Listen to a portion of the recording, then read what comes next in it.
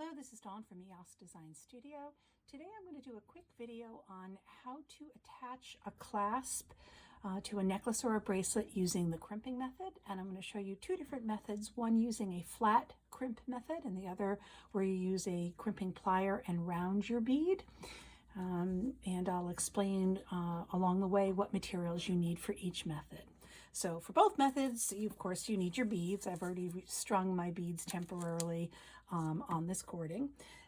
You need tube-shaped crimp beads. So I'm going to use these beads today, which are gold-filled, and they are called twisted crimps, and that's because they have this little line on it. It looks like they're twisted. But alternatively, you can use these rounded crimp beads that do not have the same corrugation on them. This holds the beading wire better, so that's why I like to use them. So you need your crimp beads here. In the first method, you just need a flat nose or chain nose plier, which I have here. And then you need your beading wire, which you're going to choose based upon the size of your crimp bead. There are lots of different types of beading wire to use. That deserves its own video unto itself. For ease today, I'm just going to tell you that I'm using the Soft Flex brand of wire, which is what I always use. Sometimes I'll use Flex Right, but it's a little bit more expensive than the other brands, but it really it doesn't kink as easily, and you know, I just think it's a superior product. So it comes in 3 different diameters: fine, medium, and heavy. For most of your projects, you're going to be fine with the medium size. It tells you how much weight it holds, but the medium size is great for most beads that are between 4 and 8 millimeters in size, with an average size hole. You would use the fine if you were doing very small beads with small holes, like freshwater pearls, and the heavy if you were using very heavy beads, or if you have beads with very big holes. So I've already strung my beads on. I've used these little clips to keep them in place so that the beads don't fall off. And I've strung this on the size medium. A word about beading wire: your wire has to be able to pass both through your crimp bead and your beads twice. So that's why there are different diameters. So here I am at the end of my my piece, and I'm ready to put my crimp bead on. So I'm going to take this this rounded tubular bead. I'm going to put my wire through it. Right? Now I'm going to go through the hole on the clasp, like that.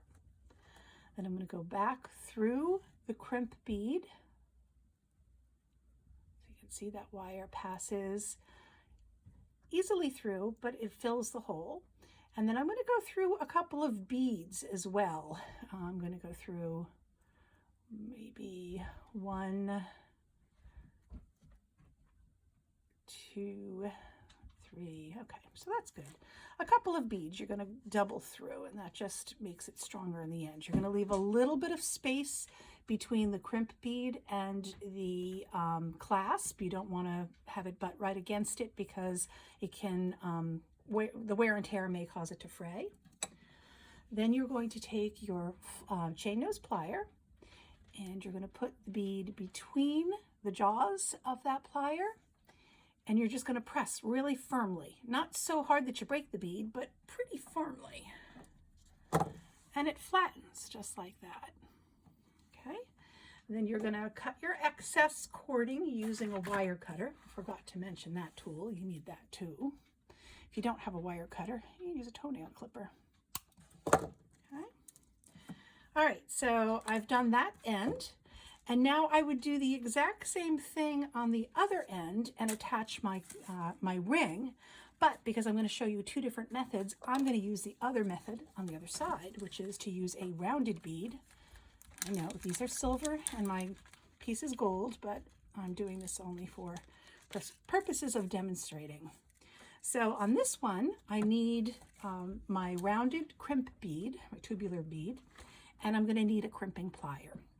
And I'm just going to explain something about the crimping plier. The crimping plier has two spaces where you crimp the bead. And I'm going to close the plier so you can see it perhaps a little easier. The very inner part here is not a hole, but there are two holes here. One is kind of a smiley face shape and the other one's a rounded shape. So you're going to put this crimp bead in both of these holes one at a time. And you're going to press on it and it's going to shape the bead, and then you go to the next hole. So let me show you what I mean by that. I'm going to pick up the bead I have here. All right, so there's my crimp bead. I'm going to go through this time my jump ring because on the other side I have my clasp.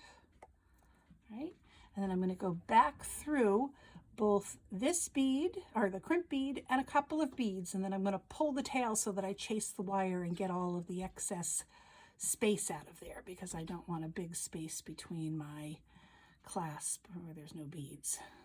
Right. So I've gone through a few as such. Now I'm going to pull the beads down, and then I'm going to chase the excess wire. As you can see, like this, how I pulled it. And here we have,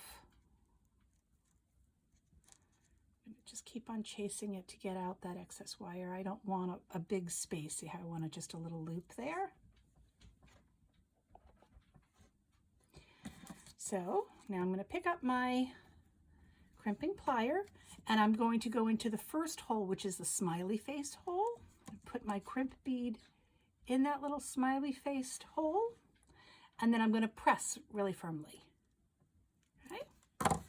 And what happens, if you can see that, is it creates this little U shape, right?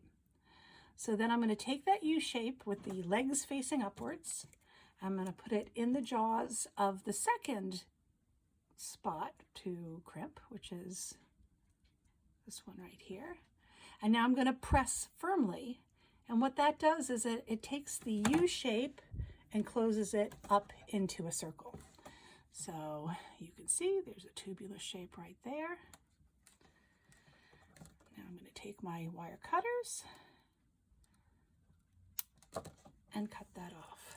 All right, so very simple. I'll do a little, an extra video which will show you how to use the twisted crimp bead with wire guards, which creates a much more professional looking ending. But most people find the flat crimping method to be easier. And again, if you buy the flat crimps, they're a little bit more expensive because they're usually gold fill or sterling. But in my mind, they're worth it because they're stronger, they hold the cording better, and people sometimes have a more difficult time with the crimping plier than they do using the other method. I hope you enjoyed this video. If you did, please give us a like, and if you follow us on our YouTube channel, you'll be the first to know about all the new videos that come out. Have a great day.